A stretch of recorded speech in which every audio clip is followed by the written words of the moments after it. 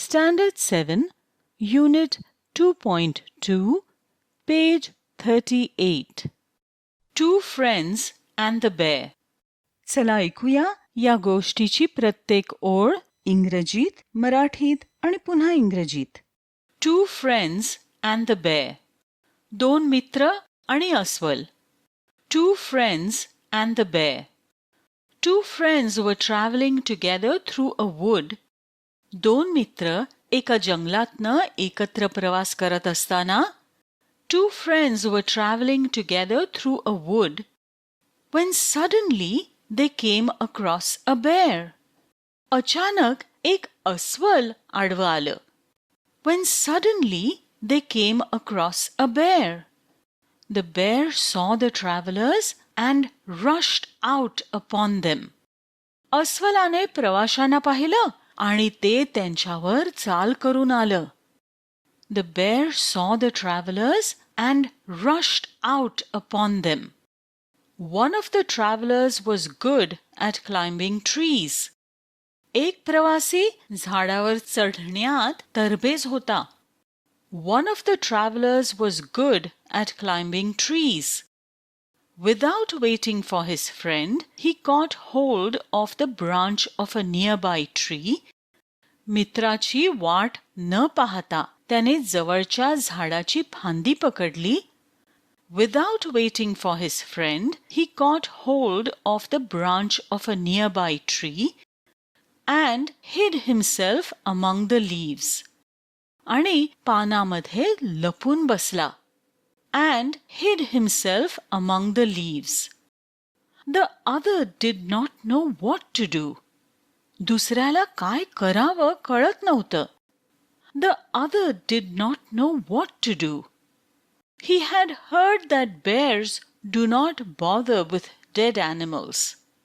अस्वले मेलेल्या प्राण्यांना त्रास देत नाहीत असं त्याने ऐकलं होतं. He had heard that bears do not bother with dead animals. So he threw himself flat down upon the ground with his face in the dust. म्हणून त्याने स्वतःला जमिनीवर झोकून दिलं, स्वतःचा चेहरा धुळीत घालून. So he threw himself flat down upon the ground with his face in the dust. The bear coming up to him put his muzzle close to his ear and sniffed and sniffed. अस्वल त्याच्या जवळ आलं आणि आपलं नाक त्याच्या कानाजवळ नेऊन वास घेत राहिले. The bear coming up to him put his muzzle close to his ear and sniffed and sniffed. But the man lay very quiet on the ground and did not even breathe. पण तो माणूस अगदी शांतपणे जमिनीवर पडला होता आणि श्वासही घेत नव्हता. But the man lay very quiet on the ground and did not even breathe. At last, with a growl, it shook its head and slouched off. शेवटी अस्वलाने गुरगुरून डोके हलवले आणि ते तिथून निघून गेले. At last, with a growl, it shook its head and slouched off.